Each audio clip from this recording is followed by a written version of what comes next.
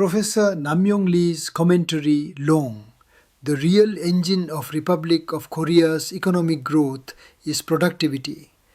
The nation that produces better value in the same time wins. The essence of macroeconomics lies not in slogans, but in the performance of structural systems.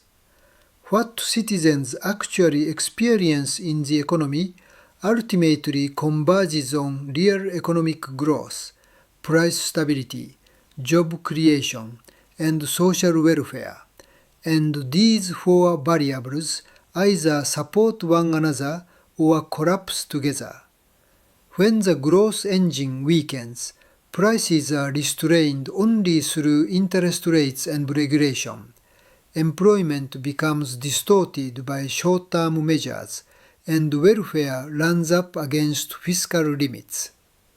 The repeated outlook that Republic of Korea's potential growth rate has fallen to the low to mid 1% range is not a cyclical issue, but a warning that the nation's productivity structure is deteriorating.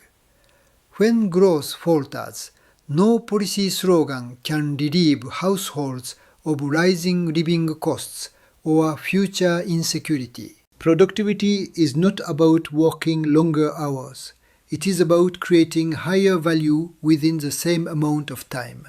Republic of Korea is already a labor input-intensive economy, with annual working hours exceeding the OECD average. Despite this, value added per hour remains below that of major advanced economies.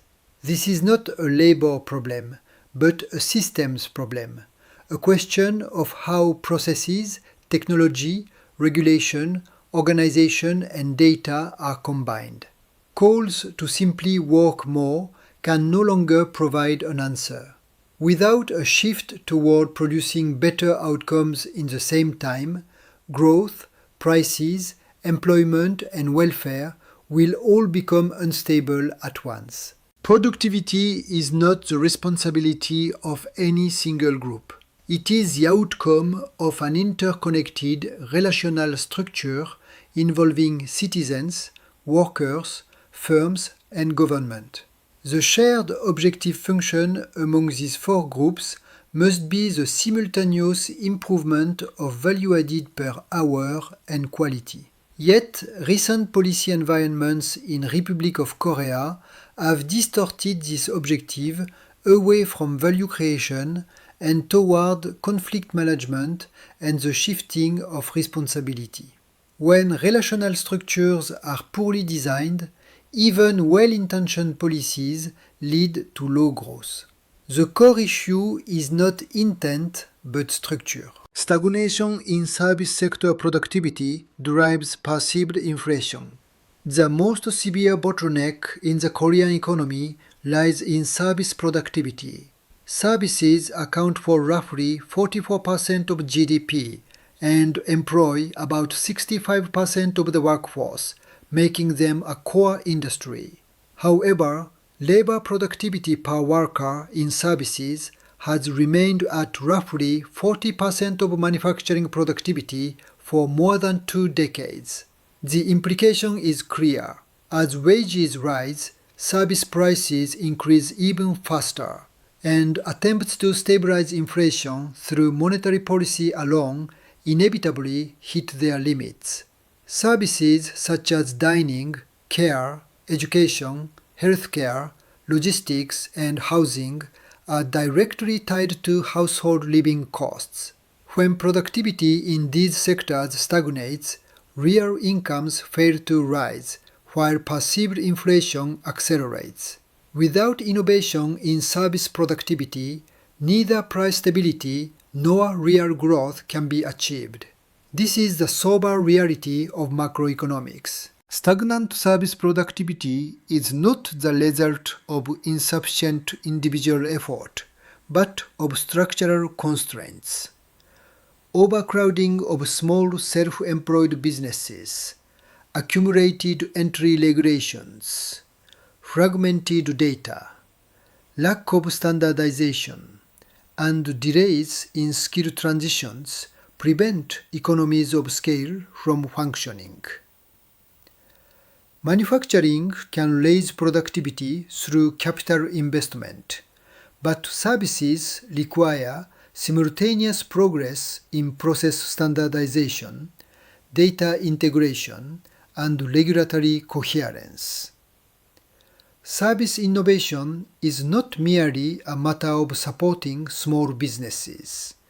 It is a national productivity project. Excessive labor activism and the so-called Yellow Envelope Act have driven structural costs to levels that business owners can no longer endure.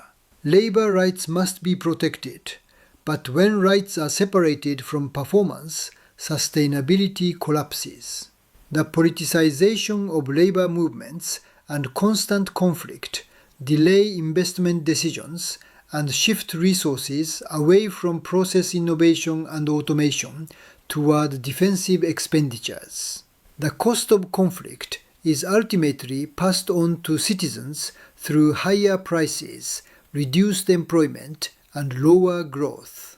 The expansion of employer liability and limitations on damage claims under the Yellow Envelope Act risk transferring the burden of disputes unilaterally onto firms.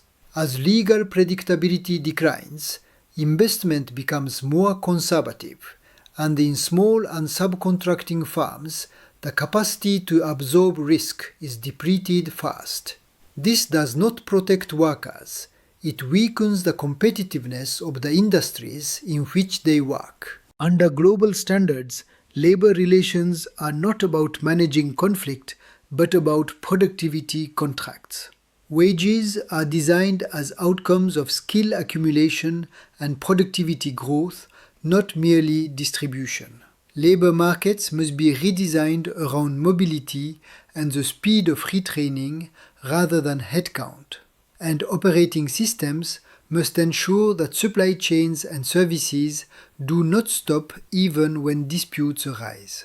Once conflict becomes a constant, productivity inevitably declines. The limitations of punishment-centered safety policies under the Serious Accidents Punishment Act are also evident. Safety is a non-negotiable value, but it cannot be secured through punishment alone. The Act concentrates responsibility on individuals, fostering defensive decision-making at work sites and discouraging innovative investment.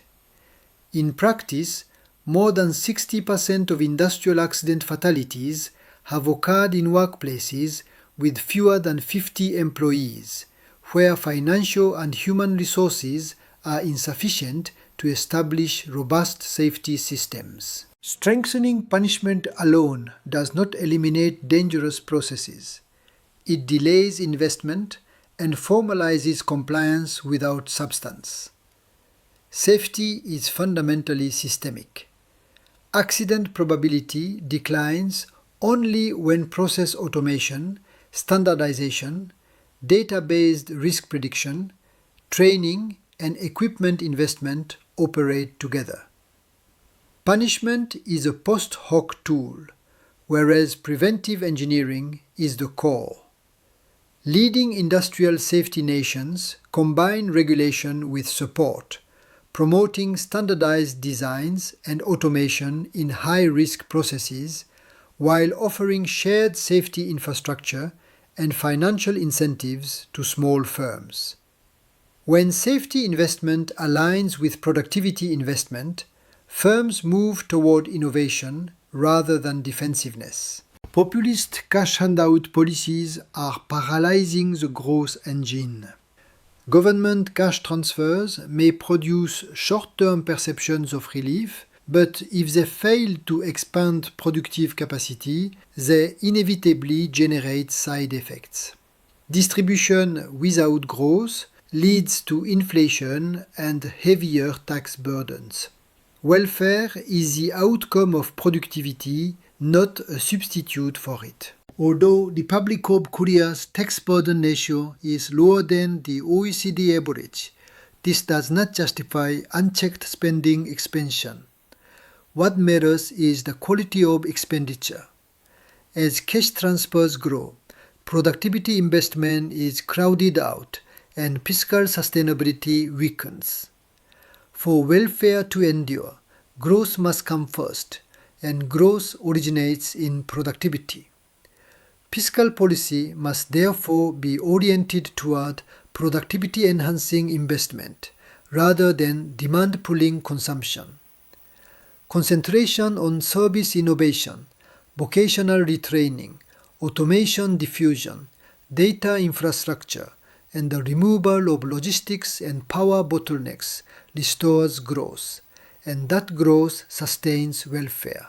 The combination of among the world's highest corporate taxes with regulation and conflict is driving capable domestic entrepreneurs abroad and deterring foreign investors. Corporate taxation is not ideological. It is a matter of investment returns. Global capital moves by numbers, and firms behave the same way. When tax rates, labor conflict, regulatory uncertainty, and punitive risks combine, investment is delayed, and pressure for relocation intensifies. This is not merely a corporate issue, but one that directly affects domestic jobs, wages, and tax revenues. World best practices design corporate taxes as investment promotion mechanisms. Strong incentives are granted for profits reinvested in research and development, automation, workforce retraining, and quality innovation. The key issue is not the tax rate itself, but the investment conversion rate. When investment rises, productivity improves, and higher productivity increases both wages and tax revenues. Encouraging firms to invest and innovate domestically is not preferential treatment. It is a matter of national competitiveness. When corporate activity contracts, the cost is inevitably borne by citizens. The Korea-US trade environment is a test of productivity. Tariffs and trade conditions are not diplomatic abstractions, but mirrors of competitiveness. Under the same tariff regime, some firms survive while others lose markets. The difference lies in productivity, quality, delivery reliability, and trust. Attempting to absorb trade shocks solely through exchange rates or negotiations leads to renewed instability. Process efficiency, supply chain resilience, and service responsiveness are the conditions for survival in the tariff era. The only way to overcome tariffs is to establish a structure that produces better outcomes in the same time. From an FEA perspective, a national productivity operating system is required. Productivity policy fails when fragmented into ministerial silos. The nation functions as a single enterprise, where permitting, regulation, procurement, education, R&D, data, logistics, safety, taxation, and trade are interconnected within one system. Fixing only one component while severing these links yields no results. Citizens' time must become a core national key performance indicator.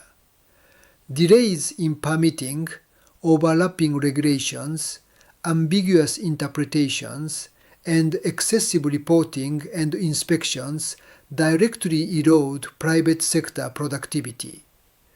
Labor relations must shift from conflict to performance contracts, safety from punishment to preventive engineering, and fiscal policy from populism to productivity investment. Trade shocks must be absorbed through productivity, not merely through agreements. Real economic growth is achieved not by nations that work longer hours, but by those that produce better results in the same time. Without restoring the combined structure of productivity, quality, and technology, growth, prices, employment, and welfare will all destabilize simultaneously. What Republic of Korea must upgrade now is not its slogans, but its economic engine itself. In the age of artificial intelligence, productivity and quality across individuals, firms, and government must be transformed to strengthen international competitiveness. Citizens must listen carefully to the voices of honest entrepreneurs. Thank you for watching Professor Namyong Lee's commentary.